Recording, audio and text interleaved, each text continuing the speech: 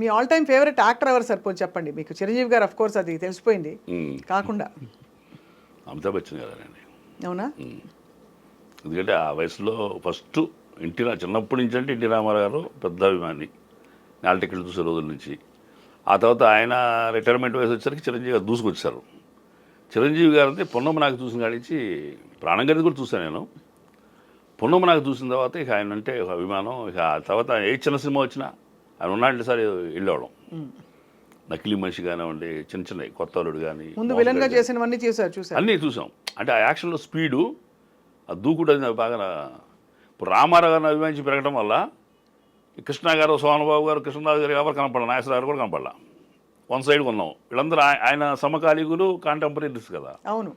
ఆ తర్వాత వచ్చిన కొత్త తరం, కొత్త కెరటం చిరంజీవి గారు. సో అక్కడ ఎన్టీఆర్ గారి తర్వాత మెగాస్టార్ నేను టర్న్ అయింది. చిరంజీవి గారు నేను అనుకుంటాను, చిరంజీవి గారు ప్రతి అభిమాని కూడా ఒకప్పుడు ఎన్టీ రామారావు అభిమాని ఉంటారు. మాస్ హీరో కదా. కరెక్ట్. అట్లా చిరంజీవి గారు అసలు ఎంత ఆల్రౌండర్ రెడీ. ఆ తర్వాత చిరంజీవి గారికి అటాచ్ అయిన తర్వాత ఇక ఆయనతో నేను ముఠామేసి చేసే ఆ రోజుల్లో ఒక సీను. ఆయన నాగేశ్వరరావు కలిసి చేసిన మెకానికల్లో లాయర్ వేషం చేశా. సత్యనారాయణ గారి శారద చిన్న కాంబినేషన్ చిన్న వేషాలు ముందు ఉన్నాయి ఆయనతో చేశా. ఇది టర్నింగ్ పాయింట్ అయింది. ఆయన కాంబినేషన్ కూడా చేయలే అప్పుడు. ఆయన యాక్ట్ చేసిన సినిమాలో నేను యాక్ట్ చేశాను. బట్ కాంబినేషన్ చేసింది, రీఎంట్రీ ఇచ్చింది, మళ్ళీ జీవితాన్ని ఇచ్చింది చిరంజీవి గారు. మీరు మెడిటేటర్ కాబట్టి సార్, మీకు జీవితంలో మనం ఎందుకు పుట్టామనే ఇలాంటి ప్రశ్నలు వస్తుంటాయా? అంటే మీరు స్పిరిచువల్గా శోధించుకుంటూ ఉంటారా, లేకపోతే ఊరికే ధ్యానం చేసుకుంటూ కూర్చుంటారా? ఎందుకు పుట్టామని ప్రశ్న ఇంతవరకు రాలేదు కానీ, అంటే ఇది ఒక కారణ జన్మ ఉంటుంది. అయితే నాకు అనిపిస్తుంది, నేను అంటే I lost my wife in the time of Rangasthalam shooting starts అండి. Sorry sir. 1వ తారీఖు ఆవిడ చనిపోయింది, 4వ తారీఖు నేను ప్రయాణం అవ్వాలి. ఎలా సార్, ఏమైంది సార్? ఆవిడకి షుగర్ బీపీ బాగా సమ్మర్ ఇదైపోయి తగ్గల అసలు. నిమ్స్లో 9 days ఉంచాము. కోమాకి వెళ్ళిపోయి అడ్డించాడు, పైలోకాలకి వెళ్ళిపోయింది. ఆవిడ 1వ తారీఖు చనిపోయింది. 5వ తారీఖున షూటింగ్ స్టార్ట్స్. నాది ఫస్ట్ డే షూటింగ్ రాజమండ్రి లోపల పోలవరం అవతల అక్కడ కొండల్లో. 2వ తారీఖు సెరమనీ చేశాను, కర్మకాండ చేశాను. 3వ తారీఖు అస్తలు కలిపి వచ్చాను. 3వ తారీఖు నైట్ పెద్ద ఇష్యూ, ఇంట్లో వెళ్ళకూడదని పెద్దలందరూ నన్ను అరే ఊరేని తిట్టగలిగిన వాళ్ళందరూ మందలించారు. నాకే ఒక పక్కన ఆపర్చునిటీ వదిలిపెట్టుకోలేని పరిస్థితి. 2 ఆడపిల్లలు, మగపిల్లలు లేరు. వాళ్ళేమో ఆడపిల్లలు వదిలిపెట్టిపోతావా, పిల్లలు అలవాటు చేసిపోతావా, ఒక పొలిమేర కాదు ఎన్ని 100 ఊళ్ళు దాటుతావు నువ్వు, రాజమండ్రి అంటే హైదరాబాద్ నుంచి అని మా మేనత్త, మా బాబాయ్ వాళ్ళు కేకలేశారు.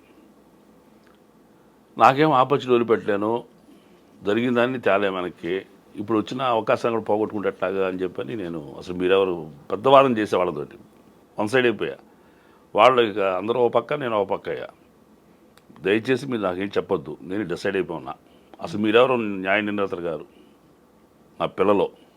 ఒకవేళ మీకు చెప్పినట్టుగా నేను ఊరు దాటి వెళ్ళి వస్తే మా నాన్న ఎవరి మాట వినకుండా వెళ్ళి వచ్చాడు, మా నాన్న అనాథలు చేస్తాడని వాళ్ళు ఏడుస్తారు.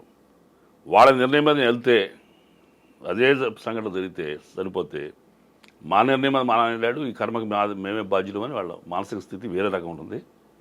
కాబట్టి మీరు కాదమ్మా, మీరు రండమ్మా తల్లి చెప్పండి, మీ ఇద్దరు ఎవరు అక్కడొద్దన్నా నేను ఆగిపోతా, ఇద్దరు వెళ్ళమని వెళ్తా, మీ ఇష్టం చెప్పండి అంటే అసలు వాళ్ళు కూడబలుకు సీన్ లేదు. వాళ్ళు ఏడుస్తున్నారు పక్కన, ఈ అరుపులకిను ఈ కోపాల తాపాలకి. చెరువు పక్క వచ్చేసి ఇల్లు డాడీ అన్నారు. అనగానే ఇక నేను చెప్పాను, మీరు దగ్గర ఇస్తుంది, నేను నాకు ఏడుపు వచ్చేసింది, ఎడమాకనమ్మా, మన దగ్గర పుస్తకం ఉంది చదవండి, ఒక విజేత ఆత్మకథ అబ్దుల్ కలాం గారు రాసింది. భగవంతుడిని మీకు గొప్ప విజయాన్ని అందించే ముందు ఆ విజయాన్ని మీరు భరించగలరా లేదా అని టెస్ట్ కోసం పెద్ద పరీక్ష పెడతాడు. ఆ పరీక్షలు విజయవంతం అయితేనే గొప్ప ఘన విజయాన్ని మాకు అందిస్తాడు. భార్య కావాలా, భాగ్యం కావాలా అని దేవుడు ప్రశ్నించాడే కానీ సమాజం చెప్పేలోపు మేము తీసుకెళ్ళిపోయాడు. ఆవిడ తేలేను, ఇప్పుడు నేను భాగ్యాన్ని వదిలిపెట్టలేము, నేను తిరిగి వస్తా.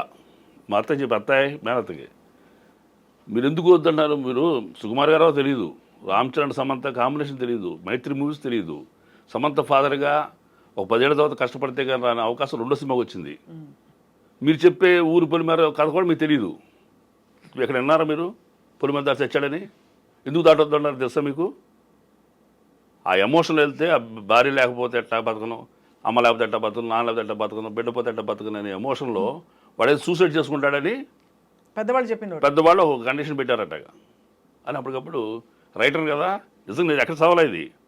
అలవాక చెప్పి ఆ నోరు ముగించడానికి, అంతమంది నోరు ముగించడానికి పెట్టకదా నేను చెప్పేది నువ్వు.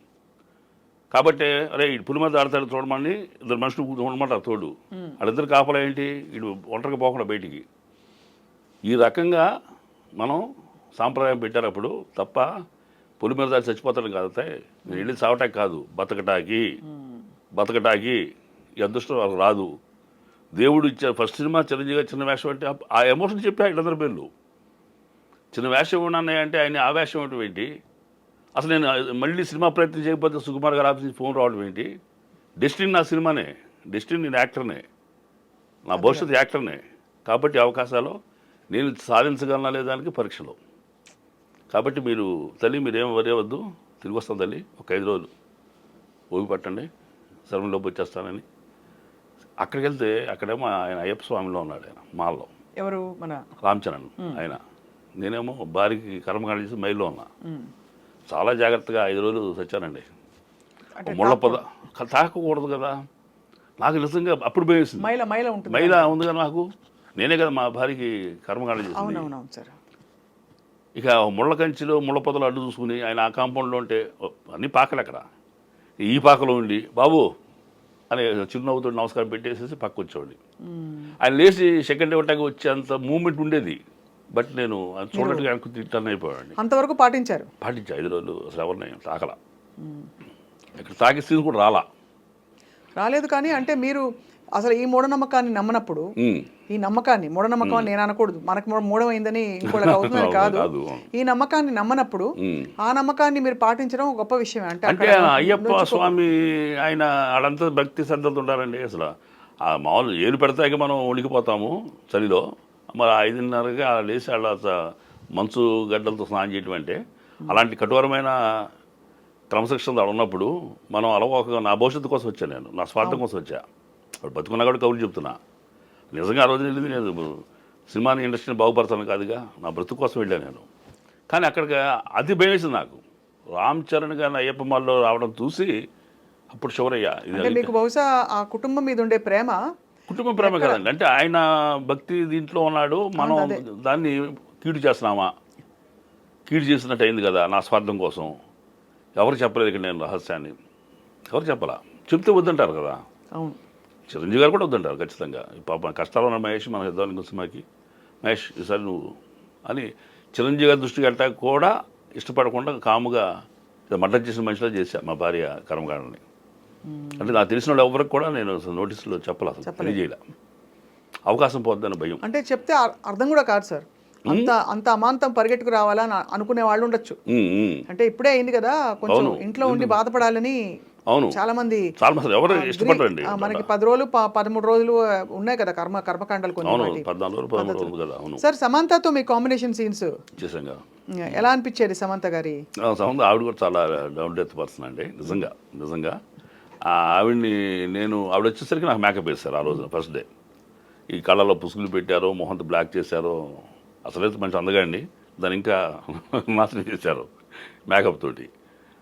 ఫస్ట్ డే మా మీద ఆవిడ పొగొట్టడం ఊదటం సీన్లు చేస్తున్నారు. ఒక పక్కన కూర్చోబెట్టారు. ఆవిడ రాగానే నాగమేష్ గారు మీరు ఇటు రండి అని పిలిచారు సుకుమార్ గారు. పిలిచి శ్యామ్ ఏదో ఫాదర్ అన్నాడు. అక్కడ చూస్తుంది, షాక్ అయింది ఆవిడ. అంటే ఆ కొండలో ఉండే మనిషిలా ఉన్నప్పుడు నేను అలాగూ చిరిగిపోయిన షర్ట్లు వేసుకుని ఉండేసరికి అక్కడ చూసింది. నేను నమస్తే మేడం అన్న వచ్చే పక్కకి మహేష్ గారు ఆవిడ వేసి వెళ్ళి నేను షార్ట్కి వెళ్ళిపోనా అని ఆవిడ వెళ్ళి ఆ పొయ్యి దగ్గర కూర్చుని ఆ పొగ గొట్టంతో పొయ్యి ఊదాలి ఆ సీన్ చేస్తున్నారు. ఎంత చక్కగా ఉన్నావే సాంగ్, మాంటేజ్ షార్ట్ అంటది అది. మహేష్ గారు వెళ్ళి మాట్లాడండి ఆవిడతోటి, వాళ్ళతో మనకు కలపాలని. నేను తర్వాత నేను madam I have seen that movie Khaidi number 150 అన్న. సరే ఇంటి అంది. అది అన్నప్పుడు దాంట్లో మంచి వేషం చేశానండి అన్న. ఓకే అంది. అట్లా నేను కొండోని కాదు, హైదరాబాద్ నుంచి వచ్చాను ఆర్టిస్ట్ని అని ఆ 2-3 ఇంగ్లీష్ మాట్లాడేదో చేసా. అట్లా ఈయన పరిచయం చేయించిందే సుకుమార్ గారు సమంతకి.